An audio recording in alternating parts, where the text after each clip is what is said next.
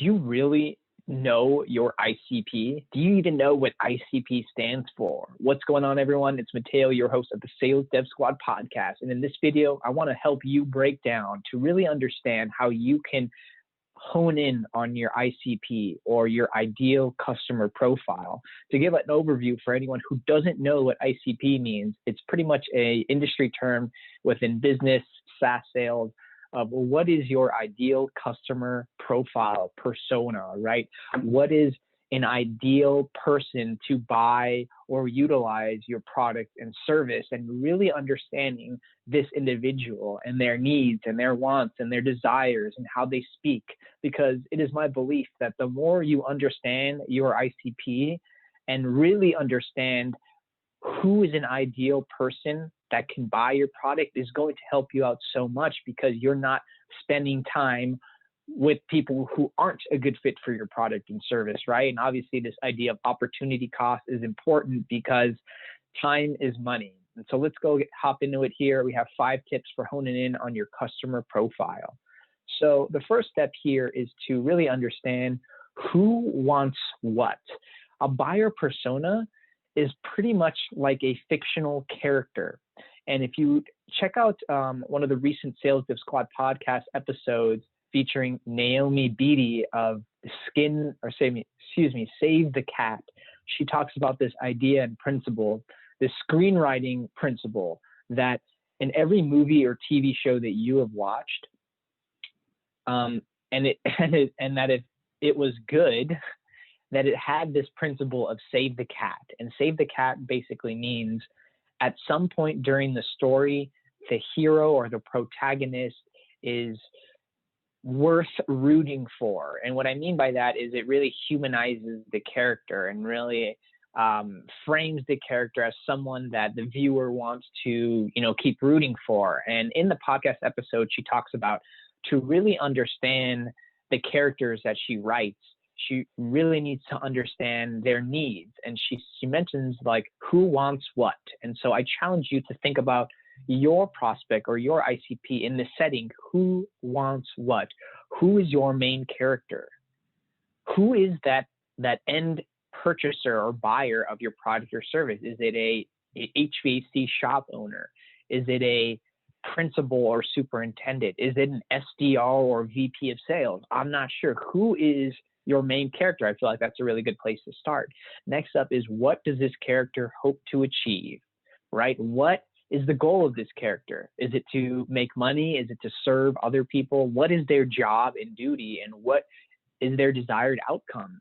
And why do they want their desired outcome? Is it emotionally? Is it financially, right? Of course, in sales and business, we always want to pull out those emotional levers, but really understanding who wants what. It sounds very dumb and basic, right? But it's so important to really conceptually understand who is your ICP and why does this matter, right? The more we can get into the minds of our prospects and understand their world, the better off we'll be. And so the next point I wanted to raise here is, what platforms are ideal, right? There's so many social media platforms out there, and we need to understand contextually, where are these people living? What platforms are ideal? Let me give you an example. Do you believe the same user base are using Snapchat and Facebook? I definitely feel like there's some crossover there, right? But this idea that like everyone uses every platform differently, and every platform has its purpose, right? LinkedIn, obviously more B2B oriented. Instagram, definitely more B2C oriented, a lot more fun. TikTok, very playful, niche audience. And you really have to ask yourselves, where are your customers? Where is your ICP spending most of their time digitally? And are they using these platforms for their awareness as well, right? Are they a business owner that's also promoting their business on Facebook and Instagram and LinkedIn? And so you can really understand a lot from a business based off of what they might be doing already from a social media standpoint. But again, conceptually understanding that social media is different. LinkedIn operates differently than Facebook. And because of that, you need to really understand the approach on these platforms. And again, where are they living? Are you targeting sales professionals? Because they might be on LinkedIn more than they are on Facebook. Are you targeting teachers and shop owners? Are they going to be on LinkedIn more than maybe perhaps Facebook, right? Facebook has a lot of unique groups and pages, right? So really conceptually understanding what platforms are ideal for your persona.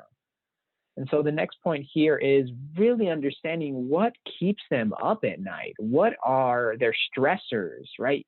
I feel like the best sales reps and entrepreneurs out there are obsessed with understanding their customers' world. Like truly, if they could and wanted to and had the resources and time to, I'm not sure right now with COVID, right? But this idea that like, I want to live a day in the life of an HVAC shop owner, of an HVAC technician. I want to live the life of a teacher during COVID. How can I better understand their world, their life perspective? What keeps them up at night? What keeps them motivated, right? Again, just taking your brain out of your head and your perspective for a change and putting it into another place just to understand the perspective, right? This word perspective is so powerful because it allows us to empathize and understand where people are and where they want to be. Again, what keeps your prospects up at night? What does their world consist of? And are you willing to live, breathe, eat, sleep, die their world? Because again, that's how you are going to understand how your products and service can help fill that need. Next up, do you understand the ecosystem, right? If we think of this word ecosystem, what does this really mean? To me, ecosystem means in their world, how do the tools and technology and brands and resources all collaborate and communicate with each other? I love a company called Service Titan because they do a really good job of understanding the ecosystem of the trades, right? Another example of understanding the ecosystem, right? What other tools exist in their workflow? As a perspective of an SDR, right? What does our ecosystem look like? Salesforce, Salesloft, Chili Piper, Gmail, Outlook, right? These are tools in our sales development ecosystem, right? Salesforce and Salesloft, they communicate with each other because they know that we are using these tools, and it is a value proposition for them as a company to offer these integrations because they understand the ecosystem in which they live in. And so obviously we're using tech sales as an example, but again, what is your product ecosystem? What is your prospect's ecosystem? What phrases and terms do they use in their industry, the lexicon, the verbiage? How can you establish yourself as an industry expert? These are all questions, again, really trying to understand their world, and more than just like the product and features of what you have to offer, but more or less like understanding the ecosystem, the landscape. It's very horizontal in that sense. It's not just vertical, right? Really understanding the lay of the land as far as, how their world operates. And so the next point here is really, really focusing and doubling down on context, right? So, this world is obviously changing so rapidly daily. And for me to post a video right now on Christmas Day about, Thanksgiving is not contextual, right? If I were to post a Thanksgiving post on Thanksgiving, that's contextual. If I were to do a post on the holidays during Christmas, that's contextual, right? And so just like how you wouldn't go into a cold call asking, your persona questions that aren't related to their world, same thing. We're really tailoring your offering to what's going on in the world right now. And that could be at a very macro or a micro level. But, anytime I try to make a piece of content on LinkedIn or send a cold email, it really needs to be contextual to the environment, to what's going on in this world. Did something tragic just happen yesterday in their school or city? Again, this idea of perspective and understanding more than your world, right? The world is much bigger than how you view it, and we view this world through our own lens. And so being able to step out of your shoes and look at life from a different perspective will give you so much value, because you're learning something that you might not have considered before. And so again, this idea of context, how well can you speak to them, not to tomorrow, not to yesterday, but today. Again, context is huge, it's important, and please prioritize that. And so again, this kind of shifts us into like content, right? Like, what can you create for your prospects that would be helpful right now, right? So many SDRs, so many AEs, so many sales reps just take a volume, spam, canned approach to their customers, right? And so in a world filled with spammers and long form emails, how can you be different? How can you show your prospects, your customers, that you care?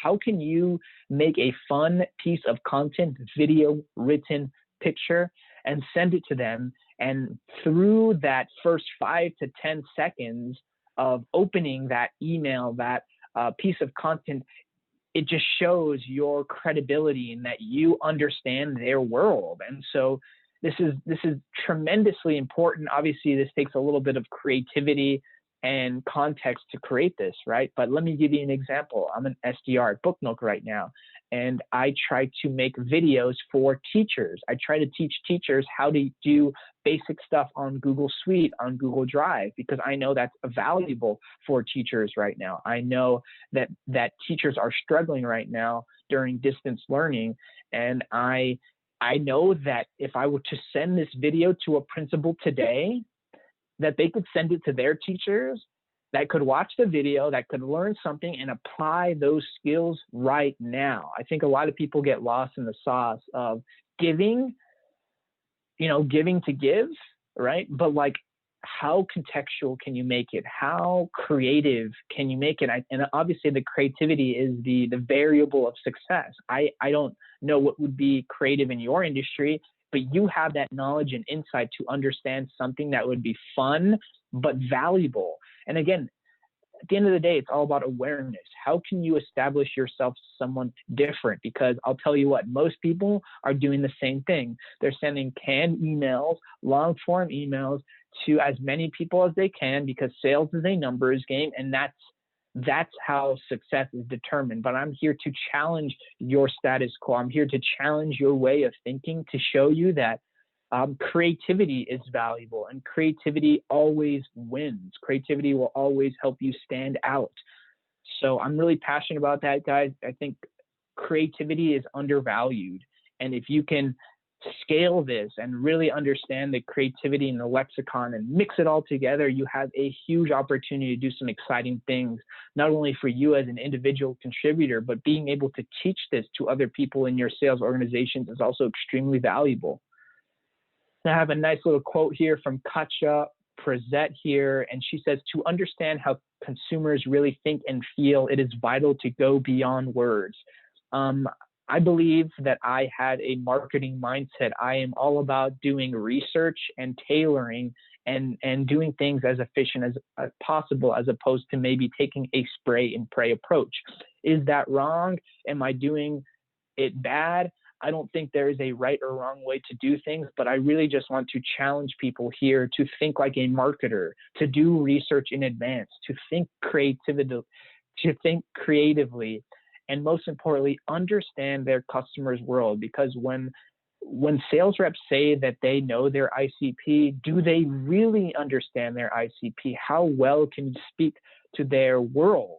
And understanding their world, and then from understanding their world, you have so many ideas and ways to work with creative content. And again, creativity always wins. So thanks so much for checking out this video. I'd love to hear what you think. Did I miss anything during this presentation?